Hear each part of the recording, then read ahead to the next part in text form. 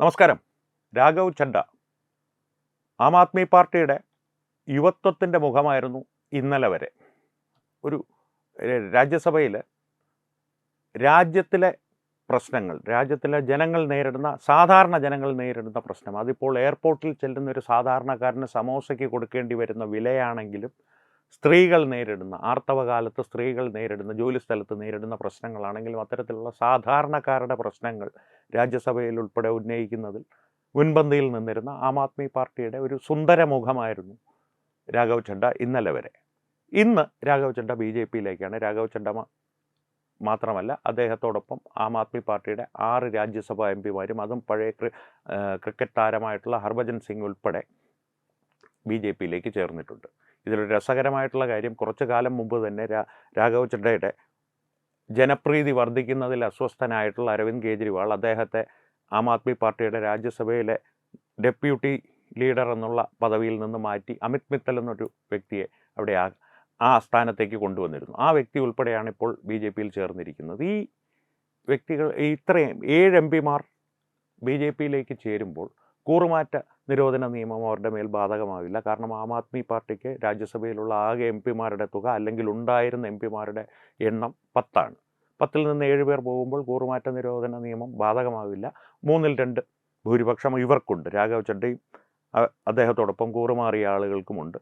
BJPയിലേക്ക് ചേർന്നു. ഇത്രയും വാർത്തകൾ എല്ലാവരും അറിഞ്ഞിരിക്കും. ഇനി ഇതിൻ്റെ ഒരു പശ്ചാത്തലം ഒന്ന് പരിശോധിക്കേണ്ടതുണ്ട്. ആം ആദ്മി പാർട്ടിയുടെയും പഞ്ചാബിൻ്റെയും രാഘവ് ചഡ്ഡയുടെയും അരവിന്ദ് കെജ്രിവാളിൻ്റെയും എല്ലാം പശ്ചാത്തലം പരിശോധിക്കുവാനായിട്ട് ഒരു ദിവസം മതിയാകില്ല. എന്നാലും ഒരു രത്ന ചുരുക്കത്തിൽ ഒരു മേലോട്ടമായി ഇതിലൂടെയൊക്കെ ഒന്ന് കടന്നു പോകേണ്ട ഒരു ആവശ്യകത ഇപ്പോൾ വന്നിരിക്കുകയാണ്. കാരണം എന്തുകൊണ്ട് രാഘവ് ചഡ്ഡയെ BJP സ്വീകരിച്ചു, രാഘവ് ചഡ്ഡ എന്തുകൊണ്ട് BJPയിലേക്ക് വന്നു എന്നുള്ളത് പ്രസക്തമല്ല. കാരണം ആം ആദ്മി പാർട്ടിയിൽ അരവിന്ദ് കെജ്രിവാളിൻ്റെ മുകളിലേക്ക് ഒരാളുടെ ജനപ്രീതി ഉയരുന്നു എന്ന് കണ്ടാൽ അയാൾ പുറത്താക്കപ്പെടുമെന്നുള്ള കാര്യം ഉറപ്പാണ്. പുറത്താക്കി കഴിഞ്ഞാൽ രാഘവ് ചഡ്ഡയെ പോലെ ഇപ്പോഴും യൗവനത്തിൽ തന്നെ നിൽക്കുന്ന, ഇനിയും ഒരുപാട് രാഷ്ട്രീയ ജീവിതം ബാക്കിയുള്ള ഒരു വ്യക്തിക്ക് നിലനിൽക്കുവാൻ വേണ്ടി BJPയെ പോലെ ശക്തമായൊരു പാർട്ടിയുടെ പിന്തുണ ആവശ്യമാണ്. അതുകൊണ്ട് അദ്ദേഹം BJPയിലേക്ക് വന്നു. പക്ഷേ രാഘവ് ചഡ്ഡയെ പോലെ ഒരാളെ BJP എന്തുകൊണ്ട് സ്വീകരിച്ചു? ഒരു 7 MP എണ്ണം രാജ്യസഭയിൽ കൂട്ടുക മാത്രമാണോ BJPയുടെ ലക്ഷ്യം? അല്ല. ഇപ്പോൾ പറയാം, അടുത്ത 2027 പഞ്ചാബിൽ തിരഞ്ഞെടുപ്പ് വരുന്നുണ്ട്. രാഘവ് ചഡ്ഡ എന്ന വ്യക്തി പഞ്ചാബിൽ ജനിച്ച് പഞ്ചാബി പശ്ചാത്തലമുള്ള ഒരു കുടുംബത്തിൽ നിന്ന് വരുന്ന, പഞ്ചാബിൽ തന്നെ ജനപ്രീതി ഒരുപാട് ഉള്ള, പഞ്ചാബിൻ്റെ ഒരുപക്ഷെ അടുത്ത മുഖ്യമന്ത്രി ആയേക്കാമെന്ന രീതിയിൽ തന്നെ പഞ്ചാബികൾ പ്രതീക്ഷിക്കുന്ന, ജനങ്ങൾ പ്രതീക്ഷിക്കുന്ന ഒരു വ്യക്തിയാണ്. അതും മാത്രമാണോ BJPയുടെ ഉദ്ദേശം? അതുമല്ല. BJPയുടെ ഇതിന് പിന്നിലുള്ള ഉദ്ദേശം പഞ്ചാബ് പോലൊരു സംസ്ഥാനം, അതും പാകിസ്ഥാനുമായി അതിർത്തി പങ്കിടുന്ന പ്രശ്നകലുഷിതമായിട്ടുള്ളൊരു സംസ്ഥാനത്തെ കശ്മീർ പോലെ തന്നെ വൃത്തിയാക്കിയെടുക്കുക എന്നുള്ളൊരു ദീർഘകാല പദ്ധതിയുടെ ഭാഗമായിട്ടാണ് രാഘവ് ചഡ്ഡയെ ഇപ്പോൾ ഇങ്ങോട്ട് കൊണ്ടുവന്നിരിക്കുന്നത്. കാരണം തമിഴ്നാട് പോലെ തന്നെ പ്രാദേശിക രാഷ്ട്രീയ കക്ഷികളുടെ സ്വാധീനം വളരെയധികമുള്ള പഞ്ചാബിൽ ഖാലിസ്ഥാനി ഭീകരവാദികളുടെ പിന്തുണയോടുകൂടി പാകിസ്ഥാൻ നിരവധി ഭാരതവിരുദ്ധ പ്രവർത്തനങ്ങൾ നടത്തുന്നുണ്ട്. അത് മയക്കുമരുന്ന് കച്ചവടമാകട്ടെ, ഭീകരവാദത്തിന് വീണ്ടും ആ തീ ഒന്ന് വീണ്ടും ഊതിക്കത്തിക്കുന്ന പ്രക്രിയ ആകട്ടെ, അതെല്ലാം പാകിസ്ഥാൻ അവിടെ നിരന്തരമായി ചെയ്യുവാൻ ശ്രമിക്കുന്നുണ്ട്. അതിൽ തന്നെ മയക്കുമരുന്ന് കച്ചവടം വളരെ രൂക്ഷമായ രീതിയിൽ സമൂഹമാകെ പടർന്നു പിടിക്കുന്ന ഒരവസ്ഥയിലേക്ക് പഞ്ചാബ് കൂപ്പുകുത്തിക്കൊണ്ടിരിക്കുകയാണ്. ഒപ്പം തന്നെ പഞ്ചാബിൻ്റെ സാമ്പത്തിക സ്ഥിതി വളരെ മോശമാണ്. ഒരു കാലത്ത് ഭാരതത്തിലെ തന്നെ ഏറ്റവും സമ്പന്നമായ സംസ്ഥാനങ്ങളിലൊന്നായിരുന്നു പഞ്ചാബ്, കൃഷിയും മറ്റ് കാര്യങ്ങളിലെല്ലാം. പിന്നെ പഞ്ചാബ് ആ ഒരു സമൂഹത്തിൻ്റെ, സിഖ് സമൂഹം മാത്രമല്ല, പഞ്ചാബികളുടെ ഒരു പ്രത്യേകത അവരുടെ പരിധികളില്ലാത്ത രാജ്യസ്നേഹമായിരുന്നു. ഇപ്പോഴും അങ്ങനെ തന്നെയാണ്. ഭൂരിഭാഗം പഞ്ചാബികളും രാജ്യസ്നേഹികൾ തന്നെയാണ്. രാജ്യസ്നേഹത്തിൻ്റെ കാര്യത്തിൽ ഭാരതത്തിലെ സംസ്ഥാനങ്ങൾ, ഞാൻ വേർതിരിച്ച് പറയുകയല്ല, എന്നിരുന്നാൽ പോലും ഭാരതത്തിലെ വിവിധ സംസ്ഥാനങ്ങൾ തമ്മിലൊരു മത്സരം ഉണ്ടാവുകയാണെങ്കിൽ പഞ്ചാബികളായിരിക്കും ഇപ്പോഴും അതിൽ പ്രഥമ ശ്രേണിയിൽ എത്തുക എന്നുള്ള കാര്യത്തിൽ സംശയമൊന്നും വേണ്ട. പട്ടാളത്തിൽ ചേരുക, രാജ്യത്തെ സ്നേഹിക്കുക എന്നുള്ളത്, ഒരു സൈന്യത്തിൽ ചേരുക എന്നുള്ളത് മാത്രമല്ല രാജ്യസ്നേഹമെന്ന് പല യുദ്ധകാലത്തും, പാകിസ്ഥാനുമായിട്ടുള്ള യുദ്ധകാലങ്ങളിൽ പഞ്ചാബികൾ തെളിയിച്ചിട്ടുള്ളതാണ്. ഒരു വെടിയേറ്റ് വീഴുന്ന നമ്മുടെ വിമാനങ്ങളിൽ നിന്ന് അത് നമ്മുടെ സംസ്ഥാനങ്ങളിലാണ് വീഴുന്നതെങ്കിൽ, നമ്മുടെ അതിർത്തിക്കുള്ളിലാണ് വീഴുന്നതെങ്കിൽ, നമ്മുടെ വൈമാനികരെ രക്ഷിച്ച് സൈന്യത്തെ ഏൽപ്പിക്കുക. പാകിസ്ഥാൻ സൈനികരാണ് ഇവിടെ വെടിയേറ്റ് വീഴുന്നതെങ്കിൽ അവരെ പിടിച്ച് അടിയും കൊടുത്ത് നമ്മുടെ സൈന്യത്തെ ഏൽപ്പിക്കുക. അല്ലെങ്കിൽ ഇല്ലാതാക്കുക, ഇത്തരത്തിലുള്ള പ്രവൃത്തികളെല്ലാം സ്വമേധയാ ചെയ്തുകൊണ്ടിരുന്ന നമ്മുടെ സൈന്യം അതിർത്തികളിലേക്ക് പോകുമ്പോൾ അമ്മമാരും സഹോദരിമാരും വഴിയിൽ നിന്ന് സ്വർണ്ണാഭരണങ്ങളും അച്ചാറുകളും ആഹാര സാധനങ്ങളുമെല്ലാം കെട്ടുകണക്കിന് സൈന്യത്തെ ഏൽപ്പിച്ച് തിലകക്കുറി അണിയിച്ച് സൈന്യത്തെ യാത്രയാക്കുക, ഇത്തരത്തിലുള്ള പ്രവൃത്തികളെല്ലാം ചെയ്യുന്ന ഒരു ജനവിഭാഗമാണ് പഞ്ചാബിലുള്ളത്. ആ ജനവിഭാഗത്തിൻ്റെ ഇടയിലേക്കാണ് 70കളുടെ അന്ത്യത്തിൽ അകാലിദൾ പോലുള്ള പ്രാദേശിക പാർട്ടികളുടെ സ്വാധീനം ഇല്ലാതാക്കുവാൻ വേണ്ടി ഖാലിസ്ഥാൻ വാദം ഊതിക്കത്തിച്ചത് ഗ്യാനി സെയിൽ സിംഗിലൂടെ ഇന്ദിരാഗാന്ധി. ഇത് ഞാൻ പലപ്പോഴും പല വീഡിയോകളിലായിട്ട് ഈ ഒരു സംഭവത്തിൻ്റെ ഒരു പശ്ചാത്തലം ചിതറിയ രീതിയിലാണെങ്കിലും പറഞ്ഞിട്ടുള്ളതാണ്. ആ ഊതിക്കത്തിച്ച ഖാലിസ്ഥാൻ വാദം ഇന്ദിരാഗാന്ധിയെ തന്നെ വിഴുങ്ങി, കോൺഗ്രസിനെ തന്നെ വിഴുങ്ങി, ഒടുവിൽ അടിച്ചമർത്തപ്പെട്ടെങ്കിലും അത് ബാക്കിയായിട്ട് പോയ ഒരു ദുഷിപ്പാണ് ഈ മയക്കുമരുന്ന് കച്ചവടം പഞ്ചാബിൽ. അതിനെ പാകിസ്ഥാൻ വീണ്ടും വെള്ളവും കൊടുത്ത് വളർത്തിയെടുത്തുകൊണ്ടിരിക്കുകയാണ്. പഞ്ചാബിലെ മയക്കുമരുന്ന് മാഫിയ എന്നുള്ളത് ഇന്ന് വളരെ ശക്തമാണ്.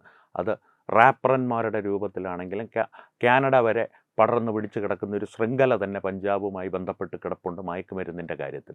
ഇത്തരത്തിലുള്ള ഒരു മയക്കുമരുന്ന് ശൃംഖല ഭീകരവാദത്തിന് വേണ്ടി ഉപയോഗിക്കുന്നതിൽ ISI വിദഗ്ധന്മാരാണ്. പ്രത്യേകിച്ച് അവർക്ക് CIA പോലുള്ള രഹസ്യാന്വേഷണ ഏജൻസികളുടെ പരിശീലനം ഇക്കാര്യത്തിൽ കിട്ടിയിട്ടുള്ളതുകൊണ്ടും, അല്ലെങ്കിൽ തന്നെ അഫ്ഗാനിസ്ഥാൻ പോലുള്ള സ്ഥലങ്ങളിൽ നിന്ന് ഓപ്പിയം തുടങ്ങിയ കാര്യങ്ങൾ കൃഷി ചെയ്ത് പഞ്ചാബിലേക്ക് ഇറക്കുമതി ചെയ്യുന്നുണ്ട്. ഇപ്പോൾ അഫ്ഗാനിസ്ഥാനിൽ നിന്നുള്ള ഓപ്പിയത്തിൻ്റെ ഒരു സ്രോതസ്സ് ഏറെക്കുറെ പാകിസ്ഥാനെ സംബന്ധിച്ച് നിലച്ചിരിക്കുന്നു, അഫ്ഗാനിസ്ഥാനും താലിബാനുമായിട്ടുള്ള പ്രശ്നങ്ങൾ സംബന്ധിച്ച്. എന്നാൽ പോലും മറ്റ് അതിമാരകമായിട്ടുള്ള ആധുനിക മയക്കുമരുന്നുകൾ MDMA എന്നൊക്കെ നമുക്ക് മേലോട്ടത്തിൽ പറഞ്ഞു പോകാമെങ്കിലും ആധുനികമായിട്ടുള്ള സ്റ്റാമ്പോ LSDയോ ഇതെല്ലാം പഴയ പേരുകളാണ്. പുതിയ പേര് പോലും അറിയാത്ത അതിമാരകമായിട്ടുള്ള മയക്കുമരുന്നുകൾ ഡ്രോണുകൾ ഉപയോഗിച്ച് പോലും അതിർത്തി കടത്തി പഞ്ചാബിലെത്തിച്ച് അവിടെ നിന്ന് വിതരണം ചെയ്യുന്നൊരു ശൃംഖല തന്നെ പാകിസ്ഥാനിലെ ISI പഞ്ചാബിൽ, നമ്മുടെ ഭാരതത്തിലെ പഞ്ചാബിൽ, പാകിസ്ഥാനിൽ ഒരു പഞ്ചാബുണ്ട്, കർത്താർപുര ഇടനാഴിയുടെയൊക്കെ ഒരു സംഭവം നിങ്ങൾ ഓർക്കുന്നുണ്ടാവും, പഞ്ചാബിൽ കെട്ടിപ്പടുത്തിട്ടുണ്ട്, നമ്മുടെ പഞ്ചാബിൽ കെട്ടിപ്പടുത്തിട്ടുണ്ട്. ഈ ശൃംഖല ഉൾപ്പെടെയുള്ളതിനെ പൊളിച്ച് പഞ്ചാബിനെ കശ്മീരിൽ എങ്ങനെ ശുദ്ധികലശം തുടങ്ങിയോ ആ രീതിയിലൊരു ശുദ്ധികലശം പഞ്ചാബിലും നടത്തുവാനാണ് BJP രാഘവ് ചഡ്ഡയെ പോലുള്ള ഒരാളെ ഇപ്പോൾ സ്വീകരിച്ചിരിക്കുന്നത്. ഇനി ആം ആദ്മിയുടെ ഒരു പശ്ചാത്തലം പരിശോധിച്ചു കഴിഞ്ഞാൽ ആം ആദ്മി എന്ന് പറയുന്നത് കേജ്രിവാൾ തന്നെയാണ്. കേജ്രിവാളിന് അപ്പുറവും ഇപ്പുറവും മുകളിലും താഴെയും ആം ആദ്മി ഇല്ല തന്നെ. കേജ്രിവാൾ എന്ന വ്യക്തി അടിസ്ഥാനപരമായിട്ട് പലരും പറയുന്നത് കേജ്രിവാളിനെ മണ്ടനാണ്, മണ്ടൻ കേജു, പല പരിഹാസങ്ങളും അദ്ദേഹത്തിന് നേരെ സാമൂഹ്യ മാധ്യമങ്ങളിൽ ഉയരാറുണ്ട്. പക്ഷേ ഒരു കാര്യം ഞാൻ വ്യക്തമായി പറയാം, കേജ്രിവാൾ പപ്പു അല്ല. വളരെ അപകടകാരിയായിട്ടുള്ളൊരു വിഷജന്തുവിൻ്റെ എല്ലാ സ്വഭാവങ്ങളും ഉൾക്കൊള്ളുന്ന ഒരു രാഷ്ട്രീയക്കാരനാണ് കേജ്രിവാൾ. കാരണം അദ്ദേഹത്തിന് അധികാരത്തിൽ തുടരുവാൻ വേണ്ടി, അദ്ദേഹത്തിൻ്റെ സുഖ സൗകര്യങ്ങൾക്ക് വേണ്ടിയിട്ട് ഏത് വിട്ടുവീഴ്ചകൾക്കും തയ്യാറാകുന്ന, വിട്ടുവീഴ്ചകൾ കൊണ്ട് ഞാൻ ഉദ്ദേശിക്കുന്നത് രാജ്യദ്രോഹപരമായിട്ടുള്ള വിട്ടുവീഴ്ചകൾ തന്നെയാണ്. കാരണം സൈന്യത്തിൻ്റെ മേൽ പോലും, അത് നമ്മുടെ വ്യാജ ഗാന്ധി കുടുംബത്തിലെ രാഹുൽ ഗാന്ധിയും ചെയ്തിട്ടുണ്ട്. പക്ഷേ സൈന്യത്തിൻ്റെ മേൽ ഒരു സംശയത്തിൻ്റെ നിഴൽ വീഴ്ത്തുക മാത്രമല്ല, ഖാലിസ്ഥാനി പ്രസ്ഥാനങ്ങളുമായിട്ട് കൂട്ടുകൂടിയാണ് പഞ്ചാബിൽ ആം ആദ്മി പാർട്ടി അധികാരത്തിലെത്തിയത് എന്നൊരു ആരോപണം അവർക്ക് നേരെ ഉയരുന്നുണ്ട്. അതിനെ സാധൂകരിക്കുന്ന തരത്തിൽ നിരവധി ഖാലിസ്ഥാനി ഭീകരവാദികളുടെ ഒപ്പം അവരുടെ കുടുംബങ്ങളുമായിട്ടുള്ള സൗഹൃദ സദസ്സുകളിൽ ഇവയിലെല്ലാം അരവിന്ദ് കെജ്രിവാളിൻ്റെ സാന്നിധ്യം ഇപ്പോൾ തന്നെ തെളിയിക്കപ്പെട്ടിട്ടുള്ളതാണ്. പക്ഷേ ഇതിനൊന്നും ഒരു ഭീകരവാദ ബന്ധം ആരോപിച്ച് പിടിച്ചകത്തിടുവാൻ സാധിക്കാത്തത് കൊണ്ട് ചെയ്യുന്നില്ല എന്ന് മാത്രം. പക്ഷേ അത് സംബന്ധിച്ചുള്ള അന്വേഷണങ്ങളും ഒരു വഴിക്ക് നടക്കുന്നുണ്ട്. ഒപ്പം അഴിമതിയുടെ കാര്യം ഒരു വശത്തേക്ക് നിൽക്കട്ടെ. അഴിമതി രാഷ്ട്രീയ നേതാക്കളുടെ ഒരു കുത്തകയാണെന്ന് വേണമെങ്കിൽ കോൺഗ്രസ് കാലം മുതൽ ഭാരതീയ ജനത വിശ്വസിച്ച് പോകട്ടെ. പക്ഷേ ഭീകരവാദ പ്രവർത്തനം അങ്ങനെയല്ല. തനിക്ക് അധികാരത്തിൽ തുടരുവാൻ ഖാലിസ്ഥാനി ഭീകരവാദികളല്ല, ലഷ്കർ-എ തൈബ തന്നെ സഹായിക്കുമെന്ന് ഉറപ്പുണ്ടെങ്കിൽ അരവിന്ദ് കെജ്രിവാളിനെ പോലൊരു വ്യക്തി അവരുടെ സഹായം സ്വീകരിച്ചിരിക്കും. അവർ പറയുന്ന പണി ചെയ്തിരിക്കും. അധികാരത്തിൽ താൻ ഒരു സർവപ്രധാനിയായി, ആപ്പിൻ്റെ ഒരു സർവപ്രധാനിയായി പഞ്ചാബിൻ്റെ അടുത്ത മുഖ്യമന്ത്രിയാകുവാനാണ് അരവിന്ദ് കെജ്രിവാളിൻ്റെ ശ്രമം. കാരണം ഡൽഹിയിൽ നിന്ന് ഏതാണ്ട് അരവിന്ദ് കെജ്രിവാൾ പൂർണ്ണമായി പറിച്ചെറിയപ്പെട്ട് കഴിഞ്ഞു. ആം ആദ്മി പാർട്ടി തുടങ്ങിയത് തന്നെ ഡൽഹിയിലാണ്, കോൺഗ്രസിൻ്റെ B ടീമായിട്ട്.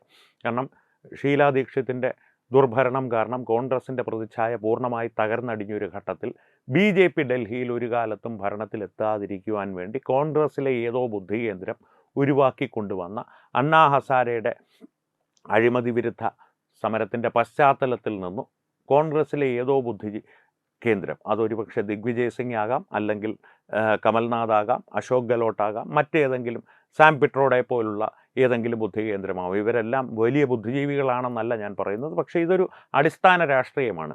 വോട്ടുകൾ വിഭജിച്ച് ഇല്ലാതാക്കുക, എതിരാളിയെ ഇല്ലാതാക്കുക എന്നുള്ളത്. കോൺഗ്രസ് വിരുദ്ധ വോട്ടുകൾ കൃത്യമായി ആം ആദ്മി പാർട്ടിയിലേക്ക് എത്തുന്ന രീതിയിൽ ഒരു പശ്ചാത്തലമൊരുക്കി അഴിമതി വിരുദ്ധ പാർട്ടി എന്നുള്ളൊരു പ്രതിച്ഛായ സൃഷ്ടിച്ചു വന്ന് ഡൽഹിയിലെ നിയമസഭാ മണ്ഡലങ്ങളിലെല്ലാം വൻ വിജയം നേടി അധികാരത്തിലെത്തിയ ആം ആദ്മി പാർട്ടി ഏതാണ്ട് പൂർണ്ണമായി തന്നെ ഡൽഹിയിൽ നിന്ന് നിഷ്കാസനം ചെയ്യപ്പെട്ട് കഴിഞ്ഞു.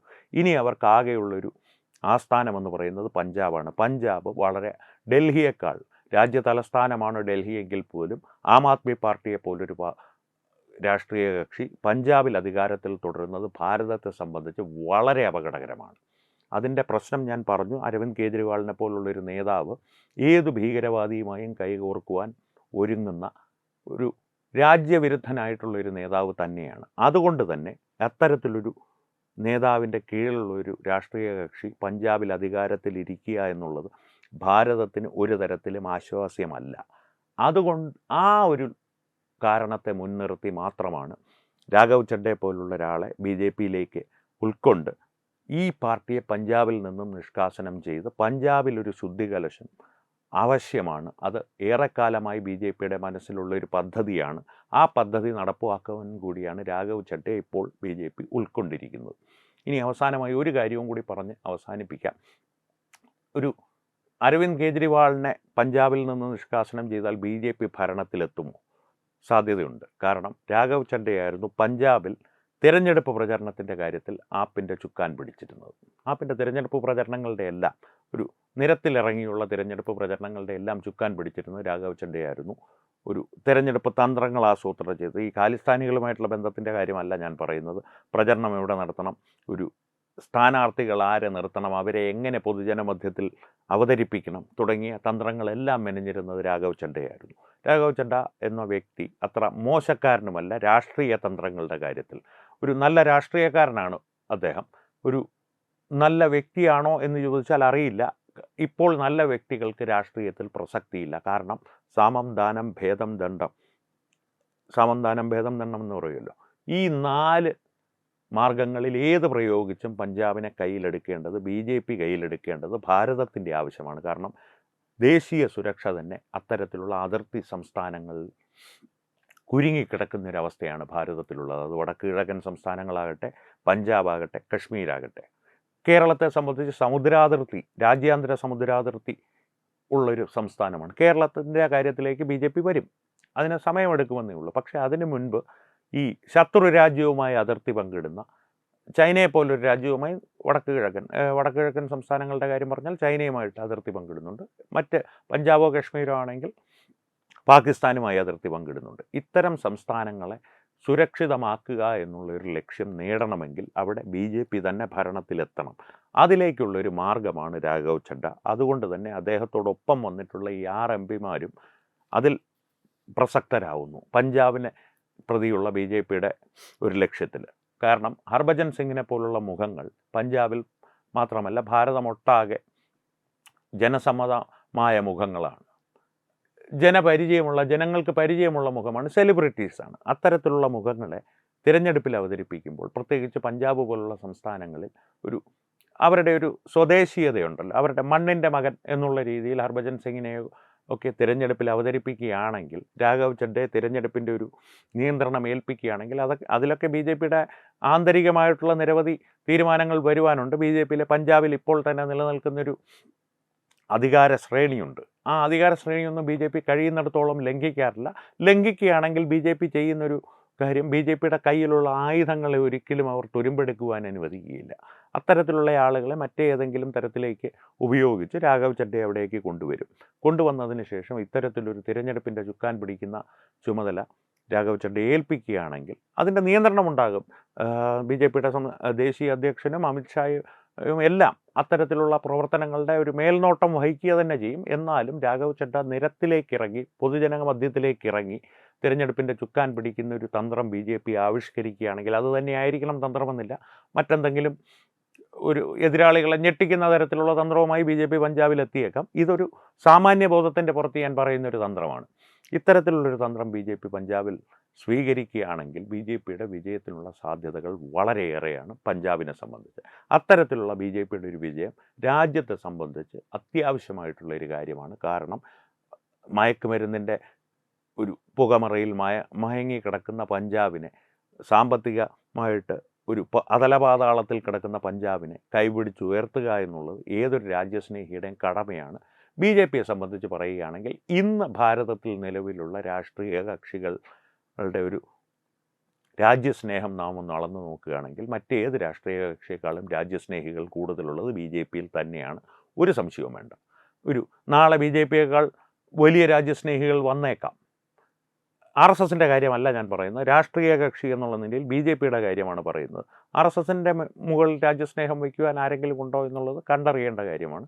BJPയുടെ കാര്യമാണ് പറഞ്ഞത്. ഇന്ന് ഭാരതത്തിൽ നിലവിലുള്ള രാഷ്ട്രീയ കക്ഷികളുടെ ഇടയിൽ ഏറ്റവും അധികം രാജ്യസ്നേഹികളുള്ളത് BJPയിൽ തന്നെയാണ്. അതുകൊണ്ട് തന്നെ BJP പഞ്ചാബിൽ അധികാരത്തിലെത്തുക എന്നുള്ളത് ഭാരതത്തിൻ്റെ ആവശ്യമാണ്.